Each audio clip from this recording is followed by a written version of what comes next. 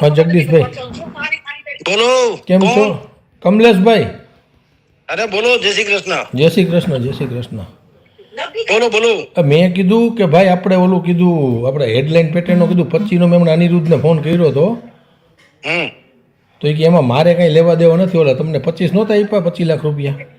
મારે લેવા દેવા નથી. મેં તો રામભાઈ પાસેથી લીધા હતા અને ઈ શરતે તમે મને ડ્રાઇવિંગ સીટ ઉપર બેહાડો તો મેળ પડે. અનિરુદ્ધભાઈ ને કયો તમે એ રીતે ના પછી તમે તમારી રીતે છૂટા થયા ભાઈ તમે નહોતું કીધું 25 લાખ અમે આપી દેશું બીજા છાપામાં જાવ ના ના ના ના જા ના ના ના કોઈ હિસાબે જ નહીં ભાઈ. તમારી વાત ચોખ્ખી ગુજરાતીમાં થઈ હતી કે તમે ડ્રાઇવિંગ સીટ ઉપર મને બેસાડો તો હું તમને આમાંથી વળતર પણ ભાઈ ડ્રાઇવિંગ સીટ ઉપર બેઠા એમાં તો ઓલા મીના કમીનામાં મારો ભાઈ 3 વર્ષ ફરાર થઈ ના ગયો. ના એમાં નહોતો ડ્રાઇવિંગ, એમાં અનિરુદ્ધ હતા ને 6 જણા બીજા હતા. તમે પણ એમને હાલો ને જગદીશભાઈ તો જૂની વાત થઈ ગઈ પણ જ્યારે તમે આમાંથી છૂટા થયા પછી વાત થઈ આપણે મયુરસિંહ ને મામાની મળ્યા તમે કીધું હતું કે મને મારા માલિક આપશે ત્યારે લીધા. રાજુભાઈ સિવાય મારે કોઈ ની હારે કાંઈ વ્યવહાર નથી. મેં રાજુભાઈને કીધું હતું ઈ જ વાત તે દિવસે કરી. તમે ભાઈને આવવા જો જયેશભાઈ ને કેતા હોય આપણે પાછા બે તમે નવા છાપામાં આવશે ત્યારે આપશો તો મને ઓલું છાપામાં આવ્યું ને. ના ના નવા છાપામાં શું કામ આવે? પણ નવા છાપામાં હું લેવા દેવા તમે સમજો.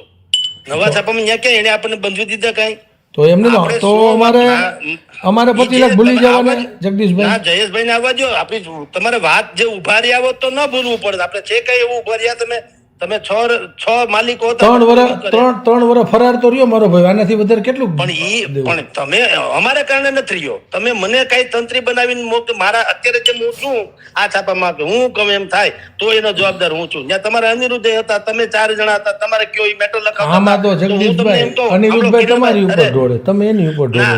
ના હું તમને બીજું તો અમારે ટૂંકમાં જગદીશભાઈ 25 લાખ ભૂલી જવાના ને હવે ભાઈ ભૂલી જવાને. તમે જો મહેનત કરીને તમે કમાણા તો હું ભૂલી ગયો. આપણે વાત હોતી કે અમારે જેટલા સોદા થાય એમાં તમને 5% આપી તમે આપ્યા. હાલો જો સેના સોદા થાય સેના પણ કઈ સોદા તો થવા જોઈએ. રાજુભાઈ પૂછો રાજુભાઈ ને કે જેટલું અમારે આમાં તમે જેટલા પણ જમીનના સોદા કાંઈ પણ આના કારણે થયા છે તમને કયો એક સોદો હેડલાઇન ના કારણે કયો સોદો થયો?